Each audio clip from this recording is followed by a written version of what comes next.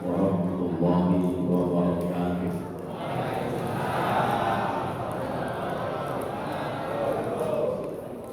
Alhamdulillah rabbil alamin wa bihi nasta'in ala umuri dunya waddin wassalatu wassalamu ala asyrafil anbiya'i wal mursalin sayyidina wa habibina wa maulana Muhammad wa ala alihi wa sahbihi ajma'in. Subhanaka la ilma lana illa ma 'allamtana innaka antal alimul hakim. Subhanaka la fahma lana illa ma fahmtana innaka antal jawabul karim. Allah Ta'ala kitabihil karim wa asyrafil qailin. A'udzu billahi minasyaitonir rajim. Bismillahirrahmanirrahim. Subhanalladzi asra bi 'abdihi lailan minal masjidil haram ilal masjidil aqsa alladzi barakna hawlahu linuriyahu min ayatina innahu was-sami'ul basir. Wa qala Nabi sallallahu alaihi wasallam as-shalatu mi'rajul mu'minin. Amma ba'du. Yang saya hormati Ketua DKM Masjid Al-Barkah beserta jajarannya. Al-Barkah Al-Barkah. Ya, yang saya hormati Ketua RT dan Ketua RW yang hadir. Yang saya hormati para tokoh agama dan tokoh masyarakat. Semoga kita semua dirahmati Allah Subhanahu wa Ta'ala. Saya sengaja ambil posisi duduk supaya beda dengan kultum Ramadan gitu. Kan biasanya kultum Ramadan mesti duduk 15 menit. Ini berapa menit nih? Nah, ya. Saya tadi datang paling dulu ya sebelum jemaah. Karena kata pada ya bisa berjemaah siap ya. Saya membalik yang paling murah meriah. Ya, panggil datang udah. Karena pesan guru saya Buya Maromli, suatu saat bila kamu jadi seorang membalik, jadi kiai, jadi ustaz, bila mana ada yang undang, jangankan orangnya, suaranya aja datengin. Saya pikir dulu belum ada HP Pak. Suaranya doang dateng apa ya?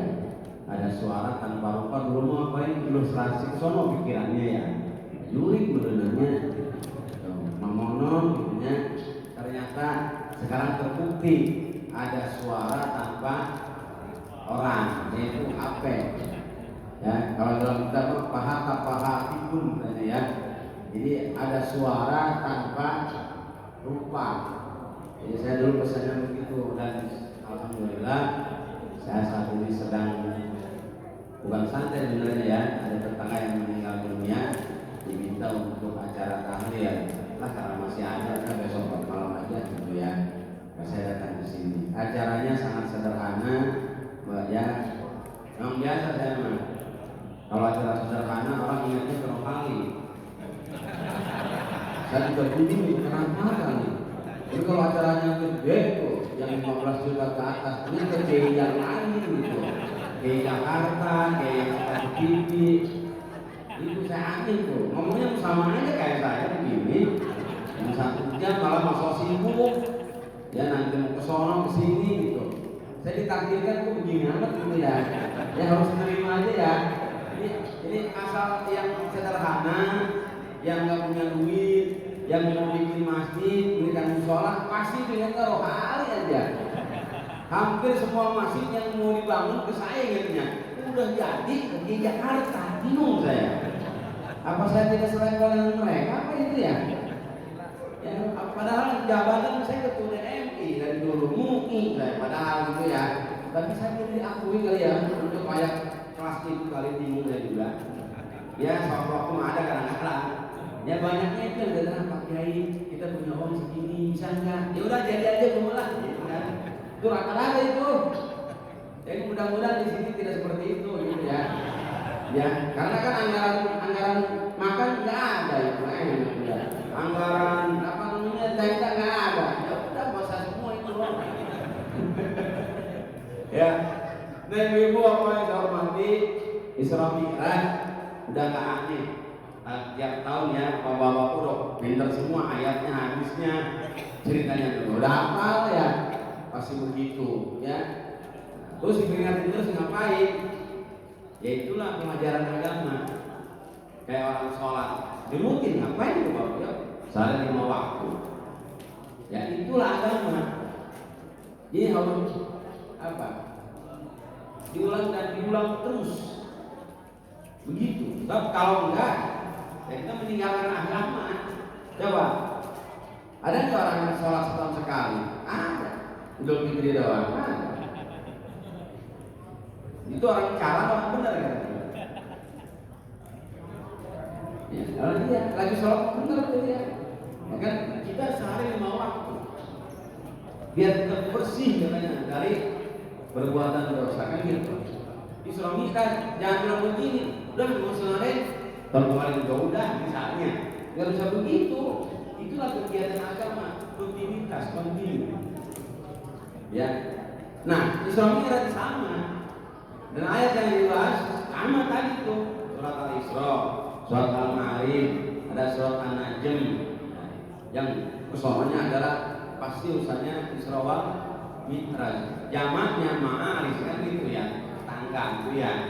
Nah ini, nah saya akan membahas sekedar saja berdasarkan pengetahuan yang saya miliki di pondok pesantren. Ketika menjelaskan surat Al-Isra ayat 1 ini, itu ada kitabnya yang namanya kitab Dardir. Asalnya Ad-Dardiri, biar gampang kita bilang Dardir. Padahal Ad-Dardir itu cerita tentang Isra wal Mi'raj. Kita yang tahunya surah Mi'raj, Nabi langsung menjemput, siap berangkat. Enggak begitu. Ada prosedurnya. Ya. Jadi Nabi prosedurnya itu ada dalam kitab Ad-Dardiri. Bismillahirrahmanirrahim. Baik nama Nabi sallallahu alaihi wasallam fil hijri dalam baiti mutaji'an baina rajulaini is'atahu Jibril wa Mika'il wa ma'amul akhar fahtamu la zaman. Sebagai santri itu rata-rata hafal dengan kitab Ad-Dardiri. Dulu dihafal kayak kita dulu ngaji amil dunia. Nah itu nama seorang dunia sebagai santri harus hafal dari iklam anak awamil awamilin sampai wallahu a'lam bishawab itu hafal. Jadi dunia sama dari al-kalamu kamu walaupun sampai terakhir harus hafal. Alfiah sama. Sekarang hafal enggak? Enggak. Kenapa? Pada iya. Seiring dengan waktu. Dulu ambil dunia diberi alfiah yang bahasa orang pulau pelotok udah. Sekarang maaf, waktu muda kita hafal yang namanya juz amma, Yasin, Waqiah, Tabarok. Sekarang Yasin doang yang nyatu. Itu pun kalau ngaji bareng-bareng. Kalau sendiri lupa, muter ayatun udah selesai. Kayak gitu ya. Sama kita dulu Adar diri itu hafal dulu. Sekarang tinggal isinya aja masih ada. Nah di situ sebutkan bahwa Nabi Muhammad suatu ketika sedang tiduran di mana? Di Ismail. Ya di sono. Baitullah. Is'atahu Jibril, tiba-tiba datang malaikat Jibril. Wa ma'ahu Jibril Mikail didampingi oleh malaikat yang lain. Tetap ada protapnya, kan? Ada protapnya, jemput ya. Langsung berangkat? Enggak. Di situ protapnya adalah fahtamaruhu ila Zamzam. Dibawa itu Nabi Muhammad ke sumur Zamzam. Bagi yang hajinya duluan tahu ke sumur Zamzam. Sekarang nggak ada sumur Zamzam, tutup. Ya, dijadikan pipanisasi. Airnya sudah masuk ke pipa, kita tinggal terima, muter. Gitu. Ada orang yang suzon, katanya itu bukan air Zamzam, itu air suri lautan. Bisa aja sebodoh malah, nggak usah dipikirin. Ya, katanya Kita percaya aja itu air Zam-Zam di Mekah kok. Kecuali yang ada di luar Mekah, Pulau Jawa, tempat penjarahan ini air Zam-Zam, itu jangan percaya itu mah. Kalau di perang lautan mana mungkin ada air Zam-Zam sampai ke situ. Dan sepanjang begitu tuh ya, cuma akal-akalan tukang air aja biar langsung ke penjarahan. Ini Zam-Zam, orang semuanya ada yang melihat kan. Ya, kalau saya sebutin ya, saya bukan sering jarang. Saya nggak pernah kalau Zam-Zam beli aja udah. Yang bilang Zam-Zam mah air sumur biasa aja sih. Ya, jadi yang ke bawah mau pabrik air itu, air mineral, pegunungan, air bor. Ya, yang ke bawah itu, ini air pegunungan, air apa lagi? Ya, nggak taunya air bor. Ya, mendingan air dapat masak, segar sehat lah.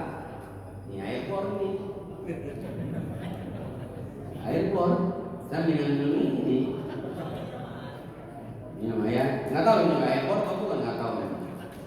Ini harusnya nyuruh kalian lagi sedikit, pabriknya di mana. Jadi ngapain Pak kamu dari Zam-Zam gitu ya? Ternyata di situ masuk kosobro, dibelah dadanya. Ya, bahasa kita dioperasi. Nih, ngapain? Oh, jangan bau keluarin hatinya. Tuh ngapain? Harus bersihin. Tuh, Nabi Muhammad ini hanya simbolis saja. Nabi Muhammad udah bersih. Ya, dia dari bayi udah dibersihin hatinya sama malaikat. Ya kan? Berapa kali bersihin dulu? Simbolis saja, ngasih tahu. Karena apa yang dilakukan oleh Nabi itu adalah contoh buat umat. Itu aja udah. Makanya di Al-Qurannya, misalnya di Al-Quran ada kul, a'udzu birabbin nas. Katakanlah yang Muhammad, aku menuju kepada Tuhan manusia. Itu kan yang diperintah Nabi. Tapi maksudnya seluruh umat Nabi. Ini ngajinya yang malah menjadi khos, bayadatul am. Yang disebut khos Nabi, tapi untuk umat. Makanya jadi Ustadz tuh kadang-kadang harus ngaji dulu tuh nahu, sorok, ilmu alat harus tahu dulu tuh supaya ketika menjelaskan tafsir ya nggak ngacang-ngacang amat lah gitu ya. Nah jadi udah kebanyakan nih, jadi mana minumnya ya. Makasih ini ya. Ini terlalu baik nih albarkan nih, banyak amat minuman nih. Baru makan jagung berapa hari sudah ngomong saya ini. Risiko kembali begini. Hadir mana enak sambil makan saya nggak pulang sendirian. Makanya kayak saya dulu waktu muda saya pesantren, saya pasaran kitab, nyoret kitab sambil ngerokok sambil ngopi. Itu kayak ngomong, lu mau nggak kamu mau gua? Lu mau bisa ngopi bisa ngerokok lah, gua baca kitab jangan tuh jangan ngopi. Akhirnya mau izin dia, maaf ya, haji jangan ngerokok. Makanya ada tuh sebagian kiai yang sambil ngaji sambil merokok, ada itu. Ya terserah aja tuh mah. Kalau di komunitasnya mah, cuman kalau depan anak kecil mah kurang ini ya. Nah saya nggak mau begitu. Tapi kalau kiai saya begitu sambil baca kitab sambil merokok, karena emang muridnya ngundang semua. Yang saya nyoret kitab begini, ini ngopi, rokok. Dalam istilah satu itu nyoret. Jadi kiai yang baca kitab, kita yang ngasih kode, pinil, panggil, mampu, tada, obat, harus ada kodenya, gitu ya.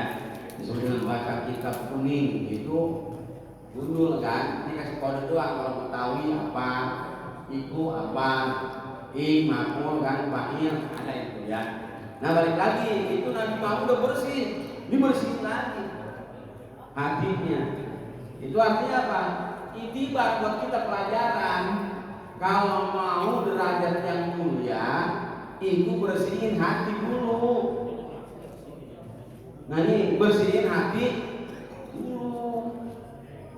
Nah kalau kita kan sekarang tinggi-tinggi ilmu dulu, ya S1, S2 sampai tiga pengen punya jabatan naik ya naik